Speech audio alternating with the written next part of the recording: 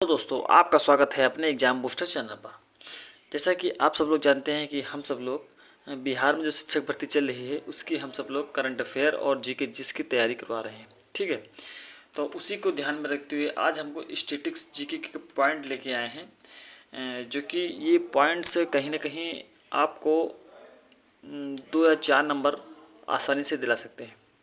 दोस्तों आपको बता दें कि ये जो हमने टॉपिक लाए हैं ये कहीं ना कहीं आप सब लोग पढ़ते तो हैं, लेकिन ये कहीं ना कहीं टॉपिक क्या होता है, छिपे होते हैं। ठीक है, तो उन्हीं टॉपिक को हमने जो है रूबरू आपके सामने करवाने की कोशिश की है। तो चलिए दोस्तों, अब हम बात करते हैं अपने सीधे टॉपिक पर। ठीक, आज हम बात करने वाले हैं संसद के बारे में कि कौन से किस देश की संसद है। जैसे कि अगर नेपाल की बात करें हम, तो नेपाल की संसद जो होती है हमारी वो राष्ट्रीय पंचायत होती है। और बांग्लादेश की अगर संसद को क्या कहते हैं तो वो आपका जातीय संसद कहते हैं। अगर बात करेंगे अफ़गानिस्तान की संसद को तो हम 16 कहते हैं, अफ़गानिस्तान की संसद को 16 कहते हैं। और ऑस्ट्रेलिया की संसद को हम पार्लियामेंट कहते हैं। वही अगर भारत की संसद की बात करें तो भारत की संसद को संसद ही बोलते हैं। ठीक, रूस की अगर संसद की बात करें तो उसको ड्यूमा बोलते हैं। और अगर स्पेन की बात करें तो उसको कार्टेस बोलते हैं। कार्टेस है ना, क्या बोलते हैं कार्टेस। अगर ब्रिटेन की संसद की बात करें तो उसको भी पार्लियामेंट से बोलते हैं। ठीक है, और ईरान की अगर संसद की बात करें हम तो मजलिस बोलते हैं। और जापान की संसद की बात करें तो डायट बोलते हैं। वही अगर इजराइल के बारे में बात करें तो नेशेट बोलते हैं। ठीक, और चीन की अगर बात करें तो नेशनल पीपल्स बोलते हैं। ठीक है, पीपल्स बोलते हैं। फ्रांस की संसद की अगर बात करें तो नेशनल असेंबली बोलते हैं। और अगर मलेशिया की बात करें तो आपका दिनार बोलते हैं। ठीक है, यूएसए की संसद की बात करें तो आपका कांग्रेस बोलते हैं। दोस्तों आपको बता दें इन सभी टॉपिकों में उन्हीं पॉइंटों को रखा गया है जो कि सभी प्रतियोगी परीक्षाओं में पूछे जाने की पूरी संभावना है। और ये सभी प्रीवियस पेपर से क्वेश्चन उठाए गए हैं जो कहीं ना कहीं पूछे गए हैं। ठीक है दोस्तों, तो इसी को ध्यान में रखते हुए हम सब लोग ये छोटे छोटे टॉपिक लाने की कोशिश की है जो कि आपके एग्ज़ाम टाइम जो है सारे टॉपिक जो है कवर हो जाएंगे। ठीक है, तो अगर यहाँ पे बात करेंगे तो आपका एक तो रूस का हो गया संसद, ये इम्पोर्टेंट है। ब्रिटेन की पार्लियामेंट ये इम्पोर्टेंट है। ईरान की ये इम्पोर्टेंट है। जापान की सबसे ज़्यादा इम्पोर्टेंट है डायट, ये क्वेश्चन पूछा जाता है बहुत। इजराइल के भी पूछा जाता है नेशेट। और चीन का नहीं, लेकिन आपका अफ़गानिस्तान का ये पूछा जाता है। ठीक है, और ठीक है, और ये बांग्लादेश, ये 3-4 संसद जो हैं जो कहीं ना कहीं किसी न किसी पेपर में पूछे ही जाते हैं। बाकी इम्पोर्टेंट तो सभी हैं क्योंकि हमने कुछ चुनिंदा ही संसद लाए हैं। ठीक है, देश के संसद लाए हैं ताकि जो है आपको ज़्यादा पढ़ने की जो है एग्ज़ाम टाइम है ना तो ज़्यादा पढ़ना ना पड़े। ठीक है, तो अब हम बात करेंगे कुछ ट्रॉफ़ी के बारे में। ठीक है, कि जैसे 1 या 2 नंबर में ट्रॉफ़ी आती है कि ये किस से ट्रॉफ़ी संबंधित रखती है। तो अगर फुटबॉल की अगर बात करें हम तो फीफा कप, डूरंड कप और रॉबर्ट्स और संतोष ट्रॉफ़ी, ये इतने कप जो है ये आपके फुटबॉल से संबंधित हैं। फीफा कप तो फुटबॉल समझ जाएंगे, लेकिन संतोष ट्रॉफ़ी के बाद जैसे आ जाएगी तो आप समझेंगे कि क्रिकेट की ट्रॉफ़ी है। नहीं, ये आपकी किसकी ट्रॉफ़ी है, फुटबॉल की ट्रॉफ़ी है।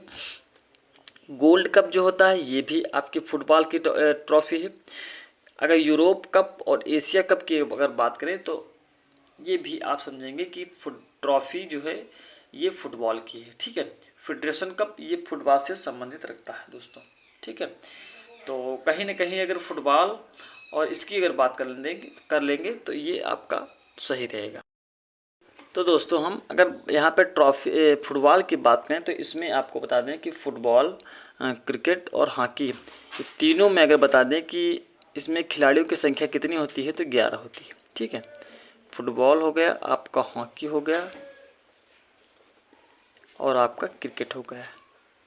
ठीक, ये जो है तीनों में अगर खिलाड़ी की संख्या देख ली तो कितनी होती है, 11 होती है। वही अगर बात करते हैं कि जैसे हॉकी की होती है तो हॉकी की खिलाड़ियों की संख्या होती है 11, लेकिन इनकी अगर ट्रॉफी की बात करें जैसे आगा खां कप है, ध्यानचंद ट्रॉफी है, सीनियर नेहरू ट्रॉफी है, और ये किससे संबंधित हैं? ये हॉकी से संबंधित हैं। किससे संबंधित है दोस्तों? हॉकी से संबंधित है। बात करते हैं क्रिकेट, यानी क्रिकेट में जो ट्रॉफी दी होती हैं वो किस किस से संबंधित होती हैं। अगर इनकी संख्या देख ली जाए, खिलाड़ियों की संख्या से देख लिया जाए तो वो कितनी होती हैं? आपका 11 होती है। अब इनके ट्रॉफी की अगर बात करेंगे हम तो Iran trophy, Dilip Deodhar trophy और सीके नायडू ट्रॉफी और विजय हजारे ट्रॉफी और आईसीसी ट्रॉफी। ये जितनी भी ट्रॉफी दोस्तों हैं तो ये सब जो है संबंधित रखते हैं क्रिकेट से। ठीक है दोस्तों, अब बात करने वाले हैं हम शतरंज से। ठीक है, तो इसमें कौन कौन सी ट्रॉफी होती है? इसमें आपका खेतान ट्रॉफी होती है और स्विफ्ट विश्व कप होता है। ये जो है आपका शतरंज से संबंधित है। वही अगर बात करते हैं बैडमिंटन की, तो बैडमिंटन आप बता दें ये उबेर कप और थॉमस कप, ये किससे संबंधित है?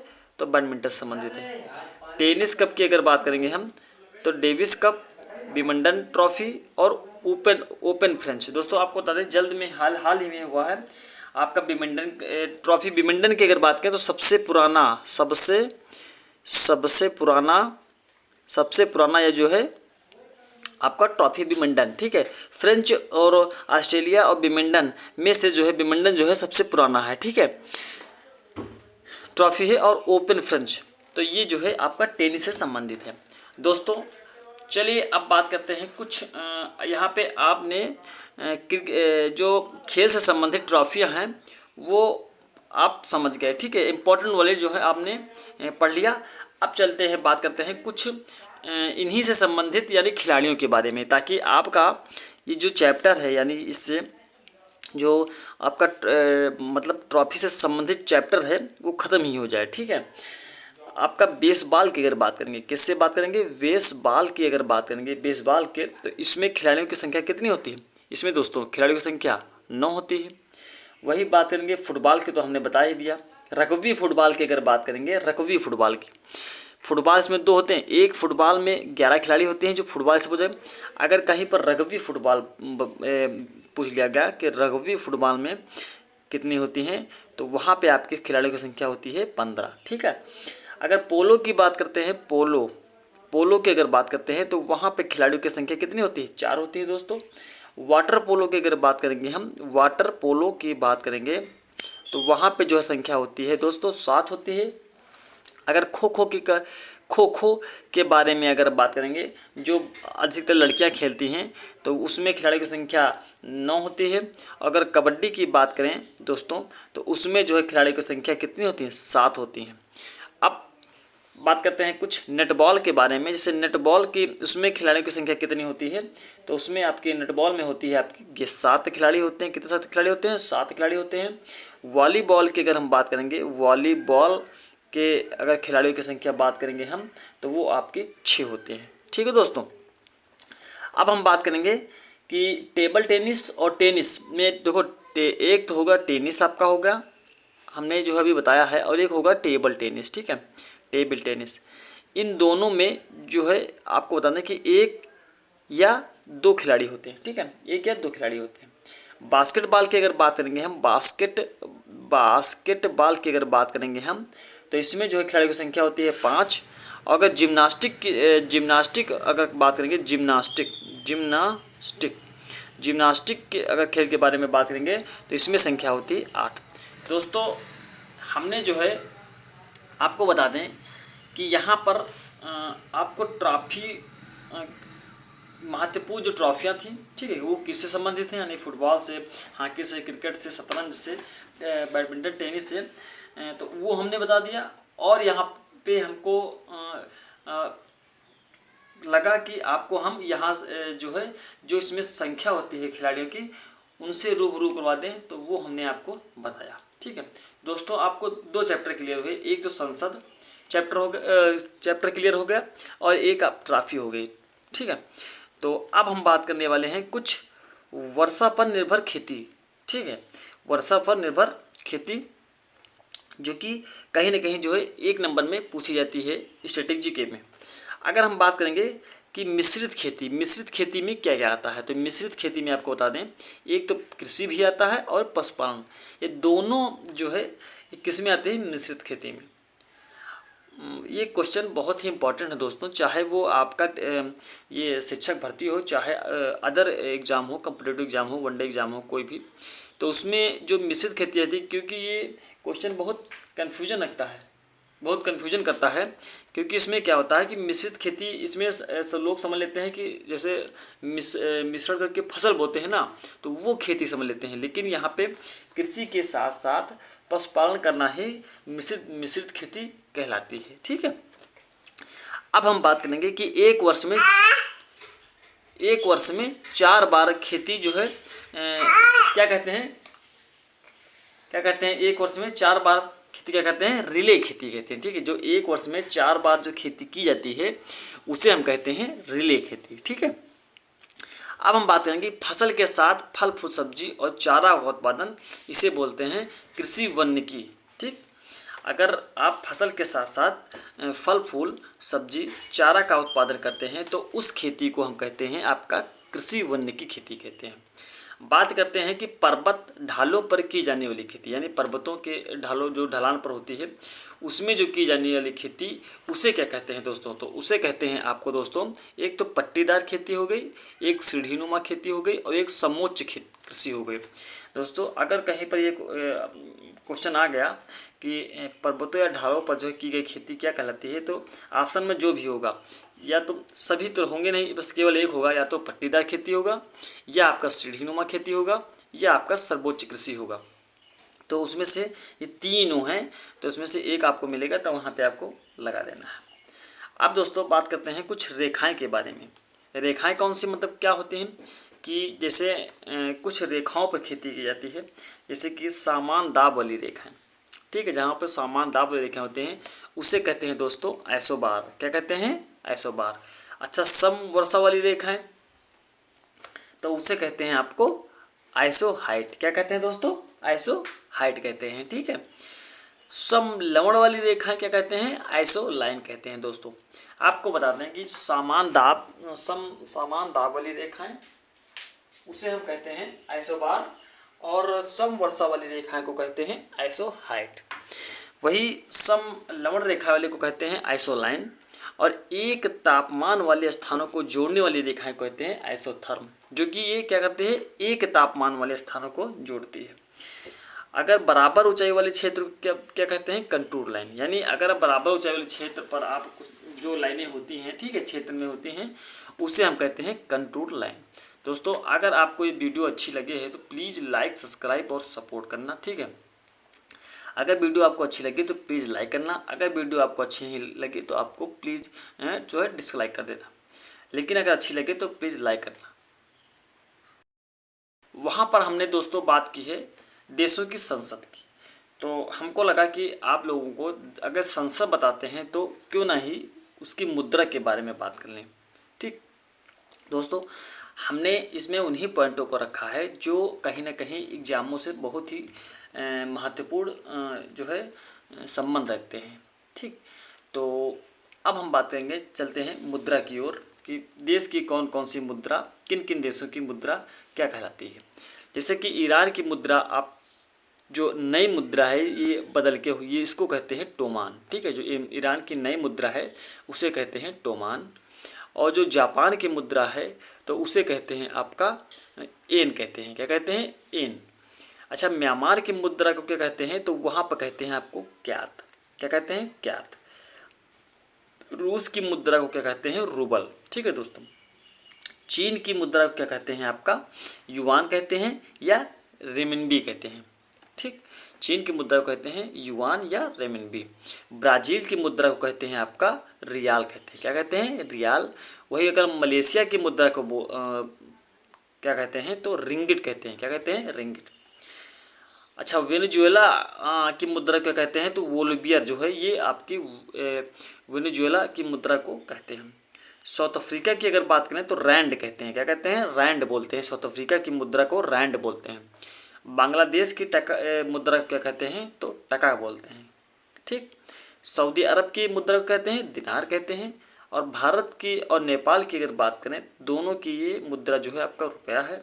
और अमेरिका की अगर मुद्रा की बात करते हैं तो डॉलर कहलाता है। दोस्तों आपको बता दें कि इन्हीं अगर कहीं पर मुद्रा से अगर क्वेश्चन उठा कि यहाँ पे मुद्रा क्या है, तो इन्हीं क्वेश्चन इतने ही मुद्रा में से कहीं ना कहीं आपका पूछ लिया जाएगा। ठीक, अगर संसद से उठा तो हो सकता है जापान की संसद पूछ लिया जाएगा कि उसकी संसद क्या है, तो डाइट है। ठीक है, तो अगर संसद और अगर मुद्रा के बारे में पूछेगा तो बस इन्हीं में से कहीं ना कहीं पूछ लिया जाएगा। अब हम बात करते हैं कुछ समाधि स्थल। ठीक है, समाधि स्थल के बारे में जो कि परीक्षा की दृष्टि से इम्पोर्टेंट रखता है, कहीं ना कहीं एक नंबर में पूछ लिया जाता है। अगर टफ बनाना होता है तो पूछ जाता है, क्योंकि दोस्तों आपको बता दें कि आपको बांध और जिसको बोलते हैं डैम, नदी जिसको बोलते हैं रिवर, और आपका ये हो गया संविधान अनुच्छेद के बारे में जो कि इस टाइम बहुत ट्रेंड में है।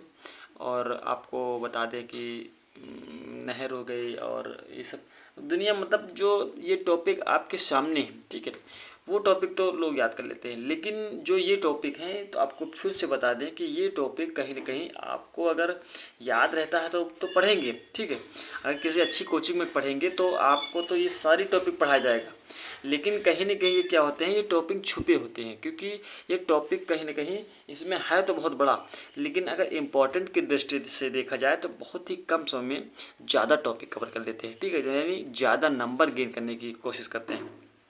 तो इसी को हम ध्यान में रखते हुए टॉपिक को बनाते हैं, यानी आपको करंट अफेयर और जीके जिस की तैयारी करवाते हैं, ताकि आपको जो टॉपिक छुपे हैं अगर उसमें से आप 1-2 नंबर कहीं पर अच्छे से पा लेते हैं तो आपकी क्या हो जाएगी, मेरिट बन जाएगी। ठीक है, आपका नाम जो है लिस्ट में आ जाएगा। ठीक है, आप एक जो है नौकरी के हकदार हो जाएंगे एक सीट की। ठीक है, तो अब बात करेंगे समाधि स्थल की। बहुत बड़ी बात नहीं है इन टॉपिकों के बारे में, लेकिन कहीं ना कहीं क्या होते हैं, छुपे होते हैं, तो इनसे रूबरू करवा दें आपको तो कुछ मतलब आपको महसूस होगा कि हाँ हमने कुछ पढ़ा है। ठीक, तो अब समाधि स्थल के बारे में बात करेंगे तो राजघाट किससे संबंधित है, तो महात्मा गांधी। किससे, महात्मा गांधी। अगर राजघाट की बात करें तो इसकी ट्रिक क्या होती है, राम, यानी राज से राजघाट और माँ से महात्मा गांधी। ठीक है, हमने जिस ट्रिक से याद किया है वही ट्रिक आपको बताते हैं कि राजघाट, तो इसको राम से याद कर लीजिए। तो हमेशा जब राजघाट आएगा तो राम, यानी आपका राम मुझसे निकलेगा, तो वह जो है राज से राजघाट और एम से महात्मा गांधी। शांति की अगर बात करेंगे, शांति, ठीक है, तो आपके शांति की बात करेंगे तो उसका इसकी ट्रिक है साज, यानी सा से शांतिवन हो जाएगा और जा से आपका जवाहरलाल नेहरू होगा। किसान की अगर बात करें तो कीचो, जो एक कीचो क्या आता है, कीचो, तो वो जो है आपका आता है की से किसान और चौ से चौधरी चरण सिंह। ठीक है, ये ऐसे आपको बता दें कि ये ऐसे चौधरी चरण सिंह जो है वो थे जो किसानों का मसीहा कहलाते थे। ठीक है, क्या कहलाते थे, किसानों के मसीहा कहलाते थे। अगर चैत्र भूमि की बात करें तो इसको याद कर लीजिए चाभी, यानी चा से चैत्र हो जाएगा और बी से आपका भीमराव अंबेडकर हो जाएगा। ठीक, समता स्थल की बात करें तो सजग याद कर लीजिए, सजग, तो इसमें इस सा से आपका समता स्थल हो जाएगा और जा से आपका हो जाएगा जगजीवन राम। ठीक है, वही अभय की बात करें तो क्या हो जाएगा, अम्मो। ठीक है, आ से अभय घाट हो जाएगा और मोह से आपका मोरारजी देसाई हो जाएगा। विजय से अगर बात कर लें तो आपका बिलाल हो जाएगा, क्या हो जाएगा, बिलाल। जो दोस्तों हमने ट्रिक अपनाई है, यानी हम ट्रिक अपने ट्रिक से हम जो है याद किए हैं, तो वही हम आपको शेयर कर रहे हैं। ठीक है, तो बिलाल से हो जाएगा, बी से विजय हो जाएगा और लाल से लाल बहादुर शास्त्री हो जाएगा। शांति स्थल की अगर बात करें तो शांति ई, मतलब आखिरी में जब शांति करते हैं तो शांति तो है ही है, लेकिन आखिरी में ई जो है आपका प्रोनाउंसिएशन आता है तो उससे हो जाता है इंदिरा गांधी। ठीक है, तो शांति स्थल किससे होता है, इंदिरा गांधी। ठीक, तो आपको अगर ये ट्रिक अच्छी लगे तो प्लीज़ जो है कमेंट बॉक्स में कमेंट करिएगा। अब दोस्तों बात करते हैं कुछ महत्वपूर्ण समितियां के बारे में, जो कि बहुत ही जो है ये समिति है। ठीक है, अब बात करें जैसे कि फजल अली आयोग समिति किससे संबंधित है, तो ये आपका राज्य पुनर्गठन आयोग से संबंधित है। फजल अली आयोग जो है ये आपका राज्य पुनर्गठन से संबंधित है। वही अगर बलवंत राय मेहता की समिति से बात करेंगे तो वो आपका त्रिस्तरीय पंचायती राज जो है ये जो है से संबंधित है। दोस्तों आपको ये स्यूरमन समिति जो होती है ये आपको दोस्तों आपके लिए एक टारगेट हमें रखा है कि आपको आप बताएं कि ये समिति जो है किससे संबंधित है, क्योंकि स्यूरमन समिति बहुत ही फेमस समिति है। ठीक है, ये बहुत ही फेमस समिति है, तो इसको जो है आप कमेंट बॉक्स में कमेंट करिएगा कि स्यूरमन समिति किससे संबंधित है। अगर नरसिम्हन समिति की बात करें तो ये जो है बैंकिंग सुधार संबंधित है। किससे संबंधित है? बैंकिंग सुधार से। स्यूरमन समिति की बात करें, देखो हमने यहाँ पे बता ही दिया। स्यूरमन की समिति की बात करें तो वो आपको नाबार्ड संबंधित है। हमने दोस्तों बताया था कि स्यूरमन समिति जो है वो आपको इम्पोर्टेंट है, क्योंकि नाबार्ड जो है आज का नाबार्ड जो है ये बताते हैं कि शायद 12 जुलाई 1982 में जो इसकी स्थापना हुई थी। 1982 में इसकी स्थापना, कमेंट बॉक्स में कमेंट करिएगा कि इसकी स्थापना कब हुई, देख लीजिएगा कि 12 जुलाई, हमको लगता है 12 जुलाई 1982 में इसकी स्थापना हुई है। ठीक है, तो स्यूरमन समिति इसीलिए जो है ये इंपॉर्टेंट होती है। नाबार्ड यानी बैंकों का बैंक है, तो इसलिए हमने बोला था कि कमेंट बॉक्स में कमेंट करिएगा कि स्यूरमन समिति जो है किससे संबंधित है। अब सहकारिता का समिति की हम बात करेंगे तो ये आपका केंद्र और राज्य से, दो से संबंधित है, चाहे केंद्र से हो चाहे राज्य से हो। बात करेंगे तेंदुलकर समिति, तो ये जो है आपकी गरीबी निर्धारण से, यानी गरीबों का निर्धारण करना, ये किससे संबंधित है? गरीबों से। ये आपके तेंदुलकर समिति। बात करेंगे अलग समिति, तो ये गरीबी को मापने का संबंधित है। ठीक है, गरीबी को मापने से संबंधित है। कौन सी? अलग समिति। बात करेंगे चलैया समिति की, तो ये किससे संबंधित है? ये आपकी कर सुधार से संबंधित है। किससे? कर सुधार से संबंधित है।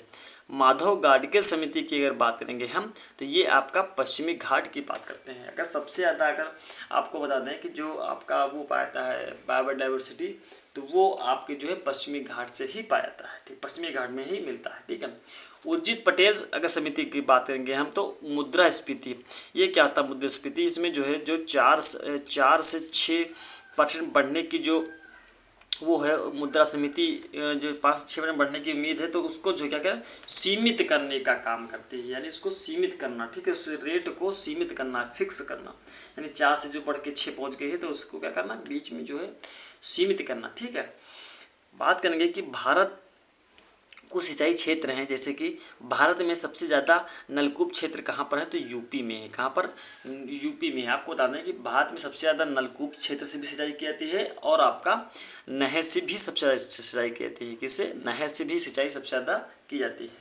ठीक, अब बात करेंगे कि सबसे पहले मैदानी भाग में प्रवेश गंगा कहाँ से प्रवेश करती है? तो आपको बता दें कि हरिद्वार में। यूपी से अगर संबंधित बात करें कि यूपी में सबसे ज़्यादा कहाँ से प्रवेश करती है और कहाँ से ख़त्म होती है, तो आपको बता दें, हम शायद आप देख लीजिएगा एक बार, क्योंकि वहाँ पे जो प्रवेश जो करती है वो आपकी बलिया से प्रवेश करती है। कहाँ से प्रवेश करती है? बलिया से। और जो ख़त्म होती है वो बिजनौर, कहाँ पर जो है, जो समाप्त होती है आपका बिजनौर से समाप्त होती है।